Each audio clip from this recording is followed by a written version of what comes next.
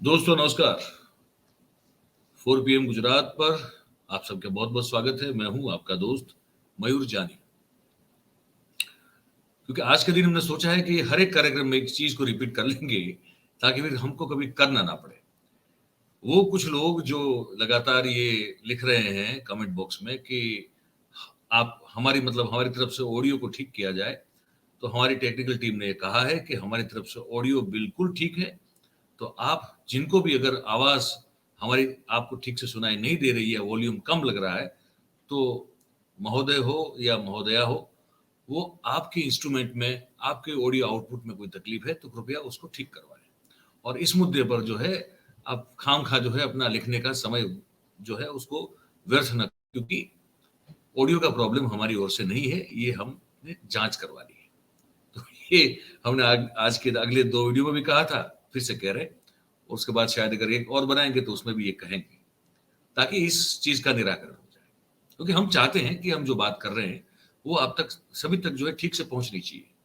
अगर जेन्युइन किसी की अगर वो फरियाद है तो उस पर ध्यान जाना, आकर्षित होना और उसका उपाय करना बहुत जरूरी हो जाता है।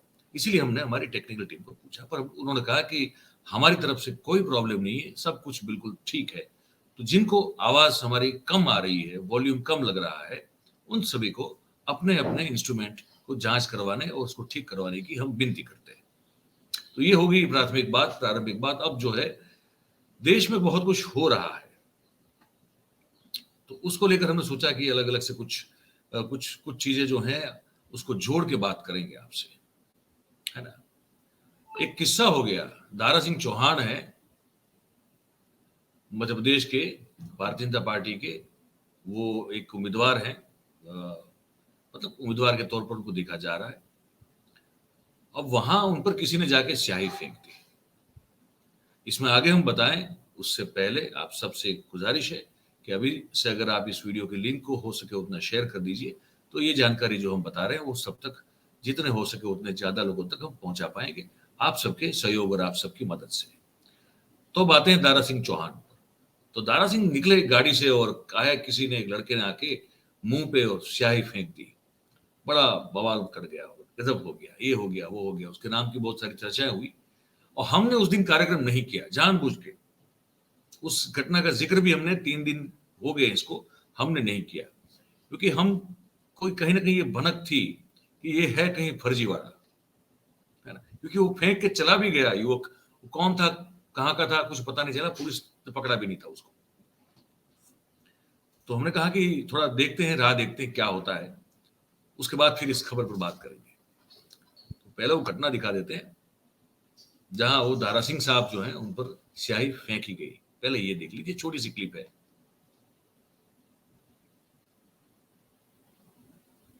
ये निकले, हार माला पहनाई गई उनको, देखिए ये दूसरे भी समर्थक आए, पहना दी, और तीसरे ने आके मुंह पे जो है वो स्याही फेंक दी। वो गनमैन बिल्कुल बगल में खड़ा है, वो उसके बाद एक्टिवेट होता है।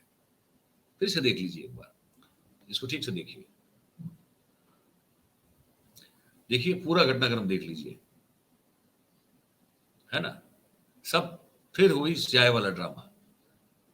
तो स्याही वाला ड्रामा जब हुआ, उसके बाद क्या हुआ वो मैं आपको अभी 1 मिनट बताऊं। वो जो युवक जिसने स्याही फेंकी थी, अब वो इसकी वीडियो है, इसको जरा ध्यान से देखिए। ठीक है, ये सब बीजेपी वालों की चाल है। बीजेपी नेता प्रिंस यादव है, वही सब कहे कि तुम बिक दो, हम लोग का चुनाव फंस रहा है। हाँ।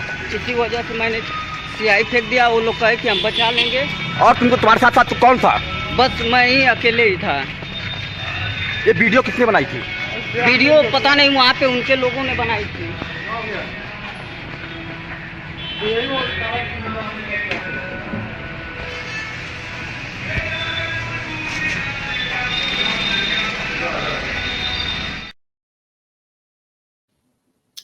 देखा आपने, सुना ठीक से, इसको भी एक बार फिर से एक बार देखना सुनना जरूरी है।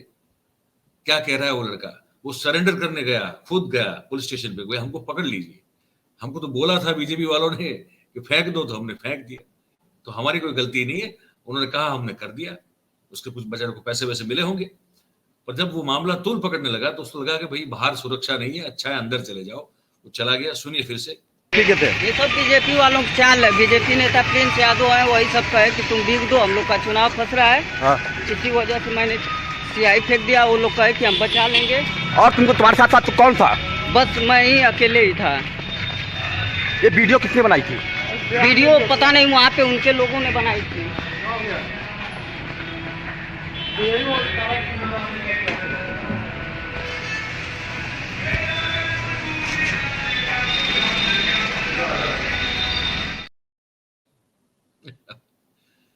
तो जीतने के लिए क्या क्या ड्रामा करना पड़ता है भाई, कि अगर हम मतलब सहानुभूति लोगों में हमारे लिए प्रकट हो तो क्या करें।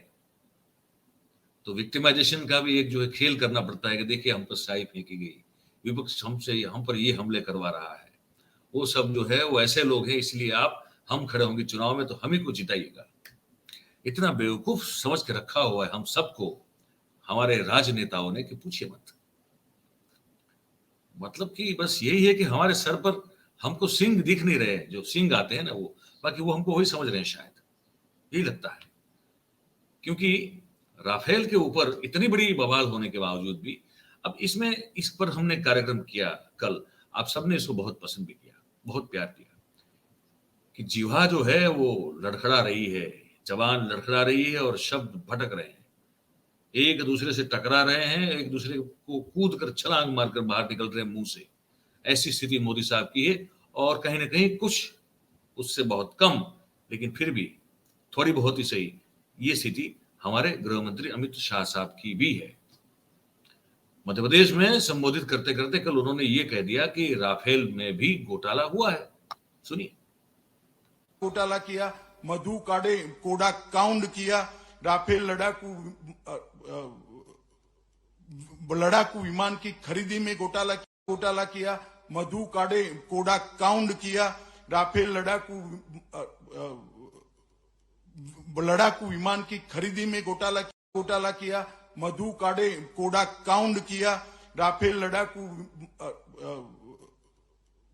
लड़ाकू विमान की खरीदी में घोटाला किया, मधु कोड़ा काउंड किया, राफेल लड़ाकू विमान की खरीदी में घोटाला किया। देख रहे हैं आप इसको ठीक से, जीवा जो है साथ नहीं दे रही है। दिमाग से उत्पन्न होते विचार जब जुबान तक आते हैं तो एक सफर होता है पूरा, उस सफर में कहीं गड़बड़ है, या तो कहीं बीच में बहुत बड़े बम्प खड़े हो गए हैं या बहुत बड़े गड्ढे हैं कि वो शब्द जो है वो विचार जो है वो शब्द के तौर पर जब बाहर निकलने चाहिए वो ठीक से निकल नहीं पा रहे और गड़बड़ घोटाला हो रहा है बोलने में। ये भी एक वास्तविकता है, हमको लगा कि आपको बता दें। और एक निवेदन जो है हम आपको बता देते हैं राहुल गांधी का, जो उन्होंने कहा कि इस स्थिति में जब अभी भी हम जो है वो हमारे एक अफसर जो है लश्कर के बड़े अधिकारी है वो कहते हैं चीन को कि आप जो है घुसपैठ बंद करें, हमारी सरकार मानने को तैयार नहीं है कि घुसपैठ हुई है। और राहुल गांधी चले गए, लद्दाख अभी है, वो मोटरसाइकिल भी चला रहे हैं, लोगों से मिल भी रहे हैं, लेह लद्दाख मार्केट में भी जा रहे हैं। लेकिन वहां जब उनको मीडिया ने पूछा तो उन्होंने चीन को लेकर क्या जवाब दिया, आप सुन लीजिए। राहुल जी, जैसा आपने कहा कि यहाँ के लोग परेशान हैं, और लोगों ने क्या बताया, क्योंकि भारत सरकार तो बार बार कह रही है यहाँ ना कोई घुसा ना कोई आया। हाँ, नहीं, यहाँ पे तो सब लोग कह रहे हैं कि चाइना की सेना घुसी है और इनकी जो पहले जो ग्रेजिंग लैंड होती थी वो ले गए हैं, वहाँ ये जा नहीं सकते हैं। तो यहाँ तो क्लियरली सब लोग कह रहे हैं। प्रधानमंत्री जी ने कहा 1 इंच ज़मीन नहीं गई, मगर वो सच नहीं है। तो ये तो यहाँ आप किसी से भी पूछ लीजिए, वो आपको बता देंगे। इन्होंने अंग्रेजी में सवाल पूछा था कि हम यहाँ क्यों आए। भारत जोड़ो यात्रा के समय हमें लद्दाख जाना था, मगर लॉजिस्टिकल कारणों से हम नहीं आ पाए। तो मैंने सोचा कि लद्दाख का थोड़ा डिटेल्ड मैं टूर करूं, इसलिए हम पैंगोंग आए हैं, नुब्रा जा रहे हैं, कारगिल जाएंगे, ले गए, और जो जनता के दिल में जो है उसको सुनेंगे। राहुल जी, जैसा आपने कहा कि यहाँ के लोग परेशान हैं, और लोगों ने क्या बताया, क्योंकि भारत सरकार तो बार बार कह रही है यहाँ ना कोई घुसा ना कोई आया।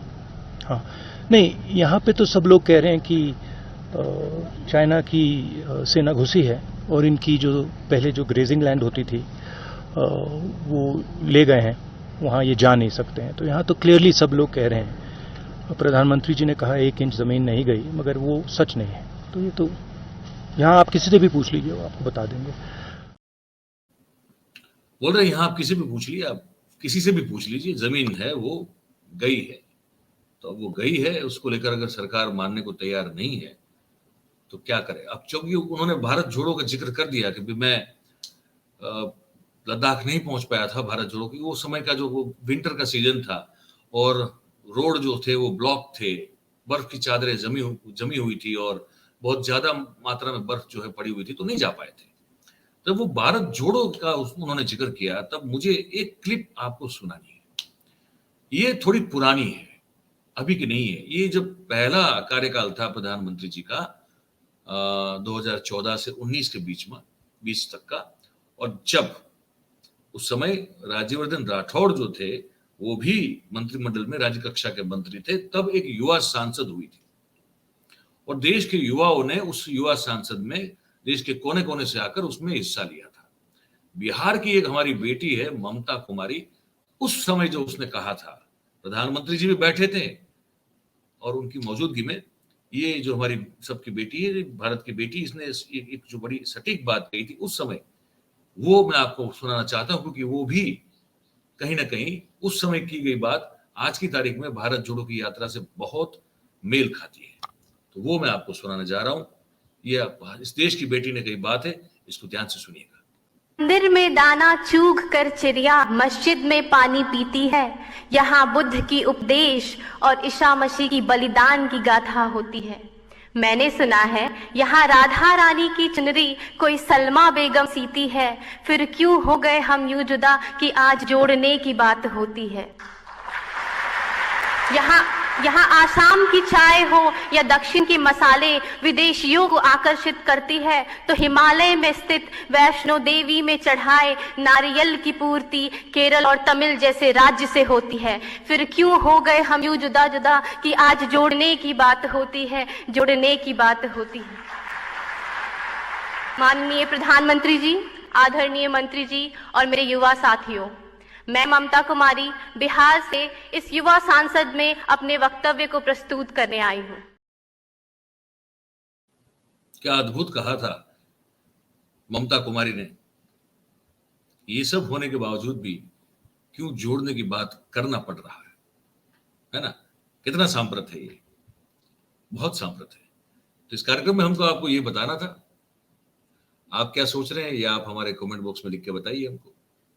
और अगर आपको वीडियो अच्छी लगती है तो फिर इसको लाइक करें, लिंक को हो सके उतना शेयर करें, और हमारी जो चैनल है उसको आप सब्सक्राइब करें और अपने आसपास के लोगों से सब्सक्राइब करवाएं भी। यही छोटी सी गुजारिश हम हमेशा आपसे करते रहते हैं और हमेशा आपको धन्यवाद करते हैं, क्योंकि आप सब हमारे साथ इस कार्यक्रम में जुड़ते हैं। तो बहुत बहुत धन्यवाद। Thank you very much. नमस्कार।